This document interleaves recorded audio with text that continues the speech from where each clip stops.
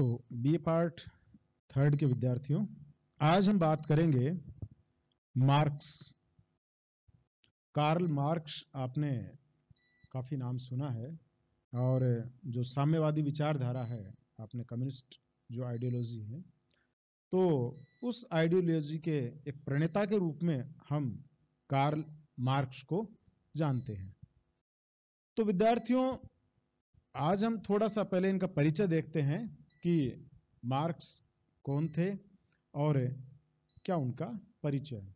तो यदि हम बात करें इनके विभिन्न देशों के बारे में, तो आप देखेंगे कि एक तो ये आप ध्यान में रखिए कि इनका जन्म है वो जर्मनी में होता है 1818 में, ट्रीविज जो नगर है। और जर्मनी के बाद में ये आगे गए थे फ्रांस, और फ्रांस से ये बाद में चले गए थे इंग्लैंड। तो 3 देशों में इन्होंने अपने लिटरेचर का एक तरीके से निर्माण किया।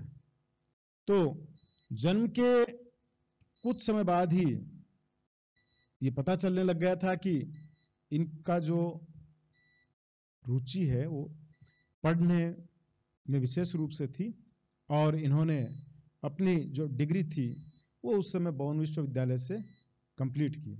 और देखिए, हर व्यक्ति जब पढ़ता है तो अपने कैरियर के बारे में एक डिसीजन लेता है। तो इन्होंने भी जो निर्णय लिया था मार्क्स ने, तो इनका भी ये था कि जर्मनी में पढ़ने के बाद में ये एक प्रोफेसर अपने उसी विश्वविद्यालय में, बोन जो विश्वविद्यालय है, उसी विश्वविद्यालय में मार्क्स हैं वो प्रोफेसर बनना चाहते थे।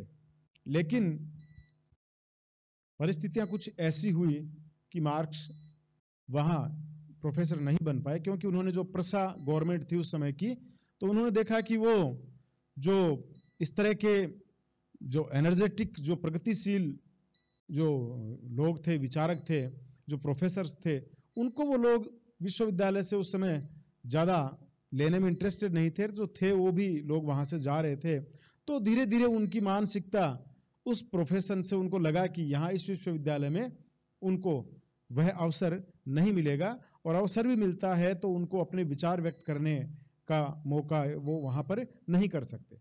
तो चूंकि वो एक प्रखर प्रवक्ता थे, मार्क्स शुरू से ही एक विश्लेषणात्मक जो पावर उनकी, कभी आप उनकी जीवनी पढ़ेंगे तो आप देखेंगे कि हर जो घटना थी उस घटना को एक विश्लेषण करना और उसके बाद में उसका क्रियान्वित करना, ये उनका एक विशेष गुण था।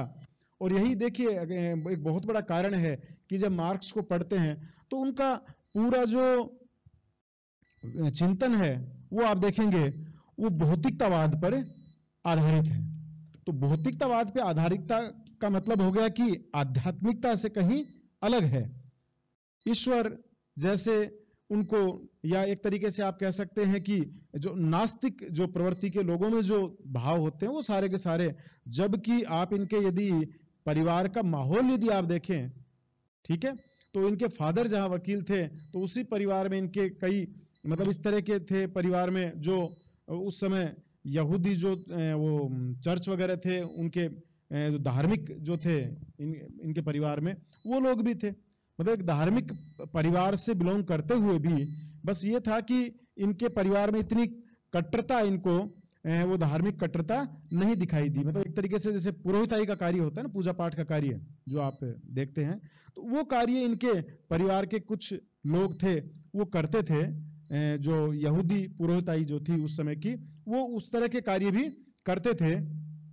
इनके जो फादर थे, उनके बड़े भाई वगैरह, उनकी बड़ी सिस्टर वगैरह, लेकिन उनके बावजूद भी चूंकि धार्मिक कट्टरता नहीं होने के कारण, और फिर उन्होंने धीरे धीरे धीरे धीरे मार्क्स में मैंने आपको बताया ना कि जो विश्लेषणात्मक जो एक शक्ति थी मानसिक, उसके आधार पर उन्होंने कई चीजों का देखा, विश्लेषण किया, और धीरे धीरे अपनी एक नई विचारधारा की तरफ ये लोग मार्क्स है वो चल पड़े।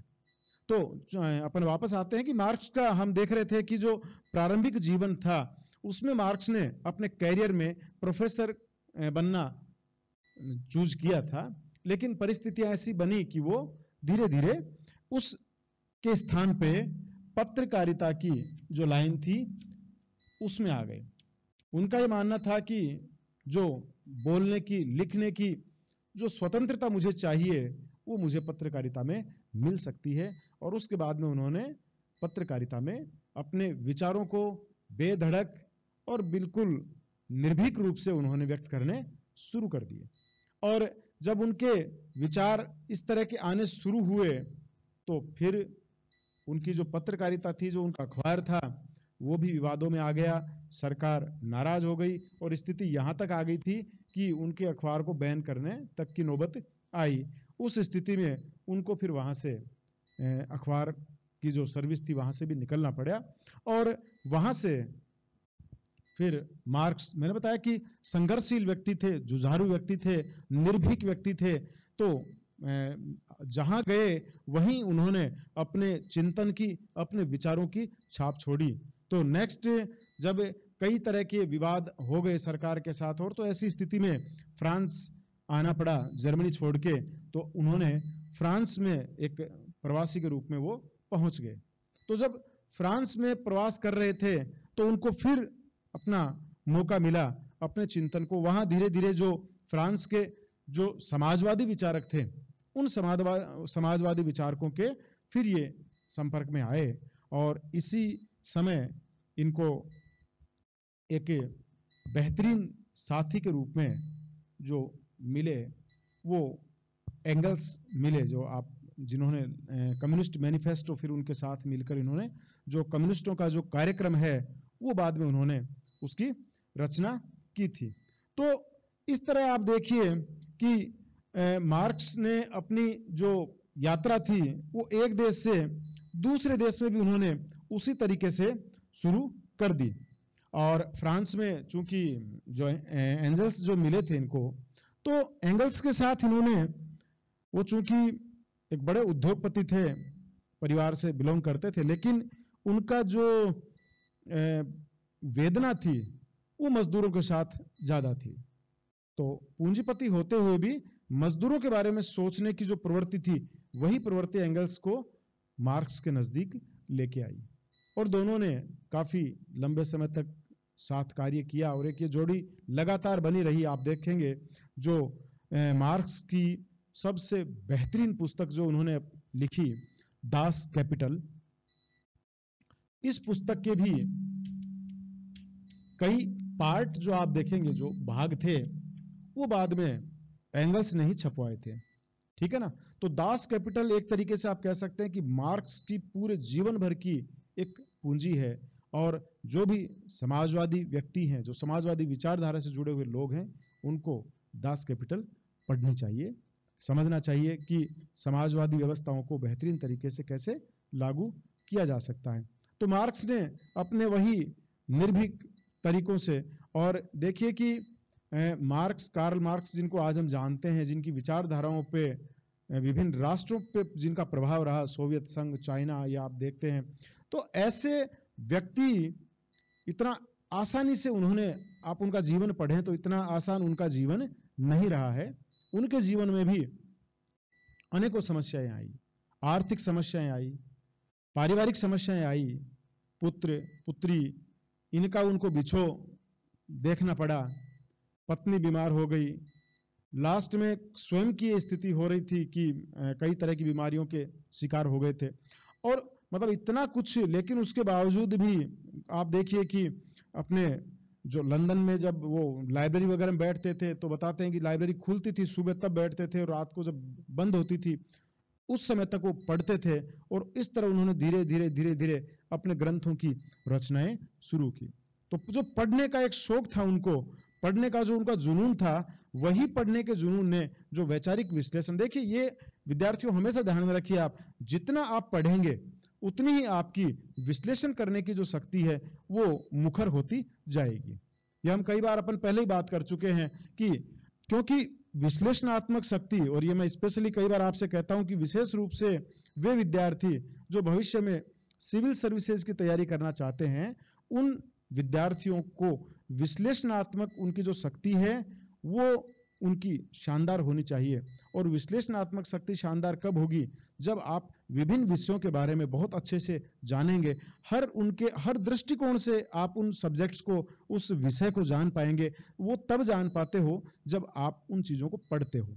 तो आपके निश्चित रूप से हमने पूर्व में सिद्धांत पढ़ा है, इनपुट आउटपुट मॉडल। तो विश्लेषणात्मक शक्ति में भी यही इनपुट आउटपुट मॉडल चलता है। जब आप अच्छी एग्जाम्स देते हैं, जैसे आपको आरएस में लिखना है, आपको आईएएस में, आपको मेंस में जब लिखना होता है, तो ये तब आप लिख पाते हो जब आपकी इनपुट शानदार होते हैं। आप जो पढ़ते हो, आपकी पढ़ाई है, आर्टिकल्स जो आप पढ़ते हैं, वो यदि शानदार हैं, तो फिर निश्चित रूप से आपके आउटपुट जो आप विश्लेषण करेंगे प्रश्नों का, वो बहुत शानदार तरीके से कर पाएंगे। तो पढ़ना, ये मार्क्स में भी यही खूबी थी कि वो पढ़ते खूब थे, और जब पढ़ा खूब उन्होंने, तो उस पढ़ने को उन्होंने फिर लिखना शुरू किया, अपने विश्लेषण करने शुरू किए। न केवल विश्लेषण शुरू किए, बल्कि वो एक्टिव भी रहे उन चीजों में। आप देखिए, जब फ्रांस की क्रांति हुई, तो हालांकि वो बाद में 1848 में उनको उस चक्कर में सरकार की नाराजगी झेलनी पड़ी। फ्रांस में क्रांति का कारण एक बहुत बड़ा जो बौद्धिकता उसको दी, एक दिशा उसको दी, उसमें मार्क्स का बहुत बड़ा योगदान रहा। 1840 से लेकर 1850 तक का जो आप जीवन देखेंगे, 1850-51 तक, वो मार्क्स का बड़ा क्रिटिकल जीवन था। बहुत संघर्ष मार्क्स ने अपने जीवन में किया, लेकिन अपने जिस मार्ग को उन्होंने चुना, उस मार्ग से वो पीछे नहीं हटे। तो ये एक मार्क्स का बहुत आप कह सकते हैं कि समाजवाद के अंदर मार्क्स की एक बहुत बड़ी देन रही कि समाजवाद के जितने भी जो बिखरे हुए विचार थे, उन सारे विचारों को एक सुंदर तरीके से एक जगह व्यवस्थित क्रम में लाकर उन्होंने समाजवाद को एक नया स्वरूप दिया, जिसे आज हम वैज्ञानिक समाजवाद के नाम से जानते हैं। तो ये जो वैज्ञानिक समाजवाद है, ये मार्क्स की आप कह सकते हैं कि बहुत बड़ी राजनीतिक विचारधाराओं में एक बहुत बड़ी देन है, और इसीलिए हम मार्क्स को अच्छे से पढ़ते हैं। आपके इस पाठ्यक्रम में भी इसीलिए शामिल किया है कि आप जान पाएं कि आज देखिए कि इनका प्रैक्टिकल प्रभाव, मार्क्स की जो विचारधारा है, उसका जो व्यावहारिक लाभ है, वो हर मजदूर तक को मिला है। आज कोई भी देश ऐसा नहीं है, चाहे वो डेमोक्रेटिक देश हो, समाजवादी देश हो, जिनमें मजदूर और किसान वर्ग के बारे में जो सबसे बड़ी बात कही जाती है, वो आप देखिए साम्यवाद के माध्यम से मार्क्स ने उठाई। इसी वैज्ञानिक समाजवाद के माध्यम से मार्क्स ने मजदूरों की बात की, और उन्होंने जो तरीके सरकारों को दिखाए, जो उन्होंने चीजें बताई, उन चीजों को रोकने के लिए, चाहे अपन उनकी आलोचना करते हैं कि वो कई चीजें उन्होंने काल्पनिक पैदा की, कई लोगों को कई मामलों में उन्होंने अपने चिंतन में अति कर दी, लेकिन कहीं ना कहीं मार्क्स के उन विचारों ने सरकारों को सोचने के लिए विवश किया, और उन्होंने मजदूरों के हितों में, उनके संरक्षण के लिए अनेक कानूनों का निर्माण किया। तो ये श्रेय कहीं ना कहीं, इसका जो आधारभूत श्रेय है, वो मार्क्स को जाता है। समझ गए आप? आज भी आप देखते हैं कि मजदूरों की अधिकांश यूनियन है, वो साम्यवादी कम्युनिस्ट जो पार्टियों से जुड़ी हुई होती हैं, वो आपको मिलती है। तो ये जो मार्क्स की जो एक देन है, मार्क्स के जो विचारों की देन है, जिन्होंने अपना पूरा जीवन उन लोगों के लिए चिंतन में बिताया जो मजदूर वर्ग थे, जो श्रम आधारित लोग थे, उन्होंने उनका जो शोषण हो रहा था, उनको अपने जीवन में बड़ा आधार बनाया, और उन्होंने माना कि आध्यात्मिकताएं, ये चीजें, ये अलग है, भौतिक जगत में आए हैं तो भौतिकवादी चीजों का अलग तरीके से विरोध करने की आवश्यकता है, और अपने अधिकारों को प्राप्त करने की आवश्यकता है। तो मार्क्स ने वैचारिक दृष्टिकोण को इतना परिपक्व किया कि उन्होंने मजदूरों को अंत में क्रांति तक करने के लिए तैयार किया, और ऐसे ऐसे सिद्धांत दिए जो उन्होंने सिद्ध किया कि यदि आप क्रांति नहीं करोगे तो आपको आपके अधिकार नहीं मिलेंगे। ठीक है ना? तो वैज्ञानिक समाजवाद है, उसके जो विभिन्न सिद्धांत हैं, वो मुख्य रूप से आपके इस पाठ्यक्रम में शामिल किए गए हैं। तो 1883 तक उनकी मृत्यु हुई, वहां तक मार्क्स है वो अपनी जो दास कैपिटल के बाद में पब्लिश करवाए थे एंगल्स ने, वो चीजें उन्होंने वहां लिखी। तो मुख्य रूप से यदि हम देखें तो मार्क्स पर कई बार आपसे पूछते हैं किन का प्रभाव था, तो मार्क्स पर कई लोगों का प्रभाव रहा है। जैसे मैंने अभी आपको बताया था कि फ्रांसीसी समाजवादियों का बड़ा प्रभाव उनके ऊपर रहा है, फ्रांस में जो समाजवादी विचारक थे।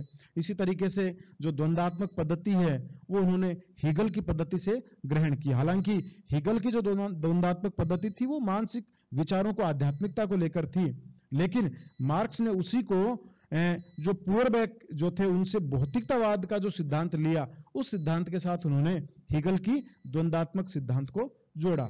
और इसी तरीके से जो इकोनॉमिक, जो अतिरिक्त मूल्य का सिद्धांत वगैरह ये सारे उन्होंने जो लिए, तो इकोनॉमिक्स चूंकि अर्थशास्त्र उनका खुद का भी पसंदीदा सब्जेक्ट था मार्क्स का, लेकिन उस सिद्धांत पर भी आप देखिए कि जो व्यक्तिवादी विचारक थे, जो आर्थिक विचारक थे, जिनमें एडम स्मिथ थे, रिकार्डो थे, उनका प्रभाव मार्क्स के विचारों पर देखा जा सकता है। तो मार्क्स के मुख्य विचारों में जो आपके पाठ्यक्रम में है एक वैज्ञानिक समाजवाद के रूप में, वो 4 सिद्धांत आपके इस सिलेबस में, आपके बीए पार्ट 3 में है, और वो चारों सिद्धांत आपको देखने हैं। इतिहास की भौतिकवादी व्याख्या, द्वंदात्मक सिद्धांत, इतिहास जो भौतिकतावाद द्वंदात्मक सिद्धांत है वो आपके इसके सिलेबस में है, और अतिरिक्त मूल्य का सिद्धांत है ये आपके इस सिलेबस में शामिल कर रखा है। और एक आपके जो शामिल किया है वो है आपका, तो द्वंदात्मक भौतिकवाद आपके हो गया, और उसमें एक वर्ग संघर्ष का सिद्धांत और आपके उसमें। तो कुल मिला के द्वंदात्मक भौतिकवाद, इतिहास की भौतिकवादी व्याख्या, वर्ग संघर्ष और अतिरिक्त मूल्य का सिद्धांत हम मार्क्स के इन सिद्धांतों में पढ़ेंगे। ठीक है ना। तो ये आपके बीए पार्ट 3 का सिलेबस, एक मार्क्स में जो चीजें शामिल कर रखी है वो, और इन्हीं कारणों से, इन्हीं सिद्धांतों का प्रतिपादन करने के लिए एक सिस्टमेटिक तरीके से इन्होंने समाजवाद को जो स्वरूप दिया, इसलिए इसे वैज्ञानिक समाजवाद के नाम से जाना जाता है। ठीक है।